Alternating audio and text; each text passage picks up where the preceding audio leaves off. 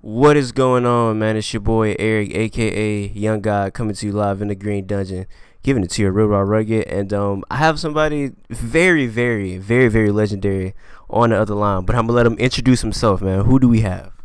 What's up, man? This is Andrew Callaghan. I'm an award-winning journalist and the host of French Quarter Confessions.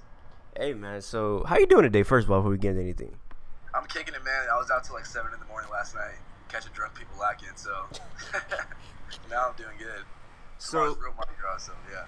so before we even get into the Mardi Gras videos that I see you do, you mentioned that you're an award-winning journalist, right? So what other journalism do you do outside of those videos that we see? So I've actually been doing like a lot of reporting for the past couple of years. Like I did a story on like Louisiana State Penitentiary and like they have like a bull called the Angola Rodeo where inmates like wrestle bulls for money. I've done a lot of like monitoring like gentrification and a lot of different social issues in the New Orleans area before I started doing funny stuff. What got you into doing journalism at all? I don't. I got like a full. I used to write for my high school newspaper back in Seattle where I grew up. Then I got a full scholarship to go to school in New Orleans. So I was like, man, let's do it. So I just pick up and left. Haven't gone back since really. How long have you been in New Orleans? Like 3.5 years. I'm about to graduate. I'm 21. And I'm a senior in college, so I'm about to graduate pretty soon. Really? Okay, so that's crazy because you have like a. That's crazy. You said did you grow up in Seattle? Yeah. Well, actually, I grew up in Philly till I was like 12. Moved to Seattle after my parents divorced. Moved to New Orleans when I was 18. Okay. Did you? Cause like in the tone of your voice, you strike me as somebody who grew up around black people. Did you grow up around black people? Yeah. Okay, I can tell. Like the people I know from Seattle, like super like I don't know. They don't talk like how you talk. So I was like, you're from Seattle, so that kind of just threw me off. Yeah, folks from Seattle definitely sound hella white. Especially like the new Seattle people, like the tech workers and the Amazon employees. Like they Yeah. definitely have a very white style. But is what it is. So, just to bring it back on how I even discovered who you were. So, I have a friend named Troy. Shout out to Troy.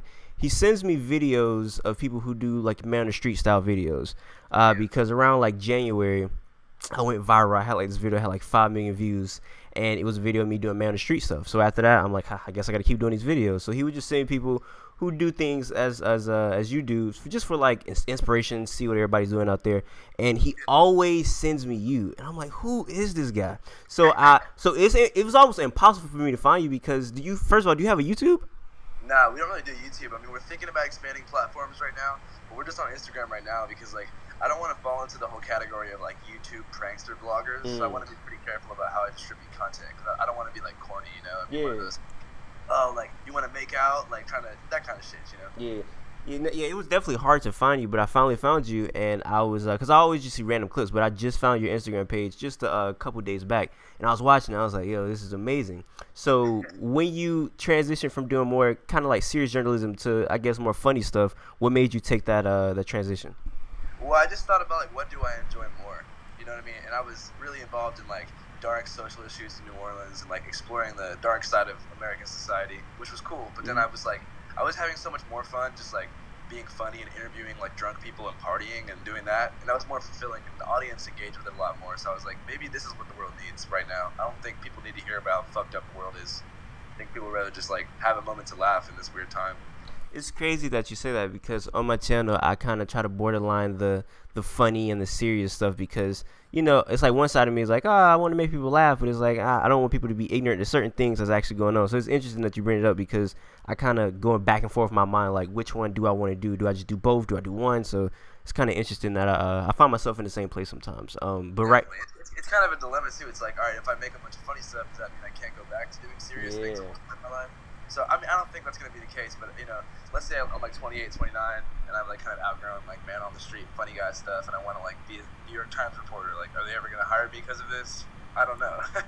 that's a Guess good we'll point. I mean, I would imagine that we're like moving in a new age that they're going to want to hire people like you and not just hire the people with the regular boring cubicle journalism degree or whatnot. The people that's actually connecting with the people, I would imagine those are the people that's going to 10 years from now be the best journalists in the world because they're connected with the people. That's good to hear, man. I hope that's the case. I hope so too, man. So when did you actually start doing the Mardi Gras type videos? Well, basically, so I like lived on Bourbon and worked on Bourbon at a restaurant. Like I was a doorman and I was a host on Bourbon Street, and it was kind of like bumming me out. I was making $10 an hour, wearing like a bow tie to work with a nice shirt, walking home every day. But I noticed that I would see all these hellish scenes on the way home from work, like people fighting, people laying on like throw up, and then I was like, man, I need to start like documenting this. So I met this dude named Mike Moises, who's the director of Quarter Confessions, and he was like, "Yo, let's make like a late night confessional. You know, like Girls Gone Wild meets like Eric Andre, but like smarter. You know, and like don't be obnoxious. Like let them be obnoxious and remain neutral." And I was like, "Oh, I should totally do that." So I just kind of quit my job, and now here we go. Around what time was that? Was that like last year, this year? 4 months ago, we started Quarter Confessions. Well, that's crazy because like it's really taken off. Like, did you expect it to go this fast? Definitely not. I mean, I remember like when we got our first 1,000 followers, I was like, damn, bro, like 1,000 fucking people are following us. Now it's like 255,000. It's kind of, I'm like desensitized to it now. I don't even know how big it is. It's just like everyone seems to know about it. When did it really take off? Like, when did you realize like, whoa, this is getting crazy? When a couple like major comedians reposted it, like Lil Duval, Michael Blackson, and DJ Academics posted it, that's when I was like, okay, like people were actually looking at this. Like people were looking at me doing these interviews. Nah, yeah, that's crazy that you actually have people reposting it from everywhere. Do you like? Are you conscious about like watermarking your stuff? Well, at first, yeah, like, oh my god, dude, the meme internet is so dark. Like all these, who are these people, bro? Like meme page admins, like, where do they get off in life? They just like take our content, put their logo on it, and put like a stupid ass like hood caption on it. Hold on. Let me break down something I seen the other day. That it wasn't even my video, but I was mad for the person. So this girl, she was doing like a man on the street video, and it's like a Jacksonville promo page. So I'm from Jacksonville, Florida, and they posted like her thing. So she watermarked her thing, but they put emojis over her watermark and put their watermark. I was mad for her. I was like, what? That is crazy, man. That's crazy. Yeah, dude, it happens to us too. And like at first we would get mad about it, you know. I used to comment like, "Fuck you, take this off, give us credit."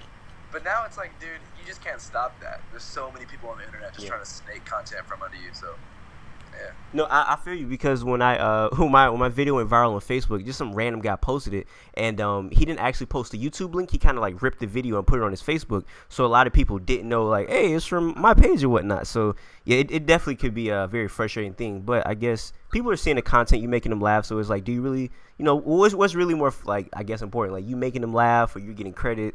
I don't know. I kind of get stuck in that. So, At the end of the day, I make the videos for fun, not to be some like famous sensation. So I'm not gonna be out here starting a war with some random meme page admin. You know? Yeah. Interesting thing you brought up though, Eric Andre. I think is one of the most creative minds in our time right now. And you said you're inspired by him, and I didn't pick that up until you just said it, and now it's kind of making sense. What got you into Eric Andre? Well, I used to like his early interviews. I mean, he got canceled recently, and he got canceled because he was kind of being a dick. I didn't see this. Yeah, so Eric Andre, basically, his audience went down, and people started kind of disliking him, and I believe his show got discontinued, his contract ended, because Eric Andre at first was, like, very, like, creative and kind of, like, more like Sacha Baron Cohen, to where you wouldn't even, if you were being interviewed by him, you wouldn't even know that he's, like, finessing you for a funny quote.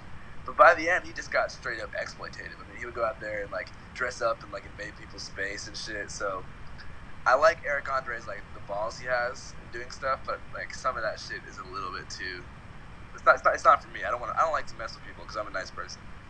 I see. I'm the same way. Like when I do my man on the street videos, I try to come to people like respectfully. I don't try to like step on their toes or whatever. And that's I kind of want to ask you about that. Like, what are your approaches, I guess, to like trying to get an interview? Do like you just go up to people with a microphone? Do you ask them beforehand? Like, what is your approach? Well, it's kind of like most of the time you can tell from far away if someone's going to be funny. It's hard to explain. Like, just someone's energy, the way they're moving, the way they're dancing, like, the way they carry themselves. You can tell if it's going to be some funny shit. Definitely, we don't go up to people who are blackout drunk, because that's just fucked up. Like, if we see someone stumbling or, like, throwing up or, like, just obviously so inebriated they, like, aren't going to remember shit, we're not going to pull up one and like, yo, man, what's a deep, dark secret? Like, we get people somewhere in between sober and blacked out for it. Yeah. Have you had any almost or any altercations while doing this? Oh, definitely, man. People get really aggressive out there. The other night, like, some frat bro, like, put his arm around me, and he was like, guess what, bro? Like, I'm not going to leave until you fight me or whatever. And I can't be funny and aggressive at the same time, you know? So I'm like, I don't want to be mad, because if I get mad, it's going to kill the vibe for the night, because I'm not going to go back to the funny guy. So my director, he's a big dude, my director just, like, put the camera down, and, like, grabbed the kid by the collar and just slammed him on the wall. It was like, I'm about to fuck your world up. And I was like, damn, and this kid just dipped. But that's about it. People throw beans at us too. Sometimes it damages our camera equipment. Sometimes it hits me in the head. That's about it though. That's crazy. I don't know. It's weird. It's like I guess when people, I don't know, people are weird. Like when it comes to like the camera, like they try to get like all tough or hard or whatever, and that's what seemed to be happening. I don't really like. I do it at clubs before they go in, so a lot of people aren't drunk. But I would imagine when they're drunk, because you get crazy answers. Like I think I seen somebody like almost try to suck their penis on camera with you, right? Yeah, all types of shit happens like that. Like we don't even put that on air, you know. It's just like gnarly shit. What is the craziest thing you think you've seen while doing these? Seen or been told? Either one. I mean, seen every night is something crazy. Just people getting like their stomachs pumped out here. I like to watch like New Orleans girls finesse old white dudes. That shit's pretty funny. Like so just when you can tell they're getting finessed, like you see like a girl, like a stripper holding like a businessman's hand walking down the street, and you just know he's getting like 10K down from that. Yesterday, this kid told me that he was like with his sister at a playground or something, and some homeless dude came out and like tried to touch his sister. And I guess the dude had just bought a gun, so this 14-year-old kid just like killed this homeless dude. And he's like, it was crazy. We're probably not even gonna post it, but that shit was crazy. It was like, damn, why'd you tell me that? Yeah, that's hey. I've definitely like considered things like, should I put this in here? I probably shouldn't. Like I was interviewing this one girl, and she was married. I knew she was married because I followed her, and I asked her, was she in a relationship? And she said, I said, whoa. I was like, I think I'm not gonna post this. I was like, I never don't want to be the reason for a divorce. That'd be crazy. So yeah, that's crazy. Like, do you ever like what's your thoughts on like I guess like morally like editing things? Like do you do that a lot? Like I shouldn't put this in there, or do you just like what's your thoughts on like what should I and what shouldn't I put in here? If it's something like honestly, it all depends how drunk they are. If someone's not that drunk and they go, I'm cheating on my husband, bro, they're going on there. Yeah. But if someone is like beyond the point of like thinking clearly and says some shit like, I'm cheating on my husband right now with this guy, we zoom in on the guy. We're not trying to like ruin people's lives. Like it's not even that funny. Yeah. So that would be the line. If someone is blacked out and what they said is gonna ruin their life, either put them in jail or cause a divorce. So is there any end goal with this? Like, are you trying to get this picked up by like a network or anything of that such? I don't even know. It's just like it's blowing up so fast. I'm not sure what happens at this point. It's gonna keep going. It's gonna keep blowing up. I hope it gets picked up by the networks. It would have to be a very specific network. I mean, it's pretty extreme shit. So yeah, I don't know what kind of network would be down. But. So back to before we end this, back to YouTube. Your reason for not doing YouTube is say it again. Like you kind of went over my head. It's just the corny scene of like Los Angeles based, I don't know, like bros who do man on the street interviews and try to pick up girls and do hood pranks gone wrong. Yeah. I just want to be like part of that like arena of people because I want to be a journalist, not like a YouTube prankster. Yeah. And a lot of those people reach out to us and try to collab, and I'm like, you guys just don't understand the difference between us. Like, it's so different. I would say the only benefit from for going on YouTube for you specifically would be I think it is a little difficult trying to find your Instagram because it took me like a couple minutes to try to find it. So I feel like a lot of, and then plus everybody doesn't have Instagram, but literally anybody with internet access can go on YouTube. So I feel like maybe you would expand your audience going on YouTube. Yeah, well, what about this? Like, what if we did like a Mardi Gras YouTube episode? So what if it was like 5.5 minutes of like all of our shit from Mardi Gras, and we put it on YouTube with like an opening monologue and like that? Is that a good idea? Yeah. I think that I think you should just like combine like a lot of the ones that you already have on Instagram, put like a compilation base, like the best of, and go from there. And just like you said, Mardi Gras tomorrow, right? Well, Mardi Gras is like technically tomorrow, but like Mardi Gras really started 2 days ago. We've been filming all day for the past couple days, so we have enough shit for it. So we have so much content we're like sitting on right now for the past couple days. I feel like you should definitely try to do something with that content and put on YouTube, because not only is everybody looking at your videos, I'm telling you, like, not only my friend Troy, but so many people has been like, hey, you seen this guy before? Like, everybody's like sending me your videos. So I feel like you would capitalize crazy going off YouTube, because I feel like it'd be much more easier to find on YouTube, because searching something on Instagram is more difficult than trying to search it on YouTube, I think. Yeah. And plus you also don't want people like, you don't want, just like we're talking about like the meme pages or whatever, you don't want like somebody just like create a YouTube and just like start posting all your videos. You're like, hey, like, it's not the real page. Yeah, someone already did that, man. They got like 55,000 views on it. Yeah, that's my point. So I feel like before that even starts, because as you get bigger, there's definitely going to be people like just posting your videos on YouTube anyway. They're going to be on YouTube anyway, so why not have them come from the official source?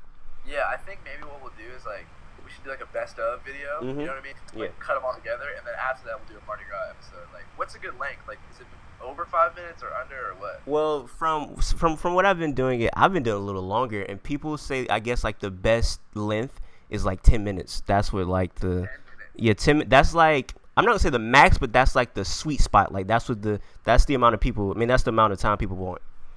I guess people do have a lot of time when they sit down and watch a YouTube video compared to Instagram. Because you gotta think about it. These type of videos, you get like in a wormhole. Like if you watch one of these videos, you're gonna watch the rest of them. Like, oh, this is funny. I want to see what the rest of the videos are like. So when you're watching these type of videos, you're spending all day watching them. Maybe we could like go back in the footage and like not every clip posted on YouTube has the best one if it's 10 minutes long. Yeah. So we could just post like kind of funny ones, then gold, then kind of funny. Maybe like even one that sucks, like just to fill time. Yeah. You know, like not like filler, but just that's a good idea. No, yeah. I agree. Yeah, but I also think that you should not stop using Instagram. I feel like Instagram is a perfect tool to promote. They've just been censoring us. I don't know if you saw that, but they've been taking down a lot of our videos. What would you like, taking them down or what? They just say we violated the community guidelines every time we put a blurred out nipple in there. Yeah, Instagram is really, really strict these days, so I can definitely understand. Like I've seen a lot of crazy stuff taken down. I'm like, really? That's taken down? So yeah, they're super duper strict. I think it's like a robot doing it. I don't think it's a dude or a woman. Oh no. Yeah, because like you can have like 0 followers and they'll report it as like spam or whatever. So I don't think it's like actual humans doing it. I think it's a robot, like you said. It's like robots in California just fucking with us. That's a fact. No, anything else you have to say before we get out of here? Not really. Just look forward to that Mardi Gras shit. I'm really excited to move to YouTube now that we're talking about it, because we've been thinking about it. And I feel like YouTube might be the place for this. Facts. Hey man, I'm gonna let you know, you and this other YouTube channel called The Minorities, I feel like you guys are the best at doing the man on the street videos, because you guys are like minorities are great, man. I feel like it's you and the minorities. I feel like y'all like 1A 1B with the man on the street videos right now. So definitely, yeah, they're popping as fuck on YouTube too. They get like 1 million views on YouTube. Yeah. So and we get 1 million. They're not even popping on Instagram though. So yeah, it's like they have YouTube, you got Instagram. So yeah, I feel like when you get both, nothing bad can go from that. I wonder if they know about us. Have to. I'm telling you, everybody has seen at least one of those videos before. It's all over the place. Yeah, I like those guys. Shout out to those guys. Actually, I actually laughed at all those videos. Yes, shout out to minorities. But hey, I enjoyed talking to you, and until next time, everybody. I say what I mean what I say. Haters gonna hate.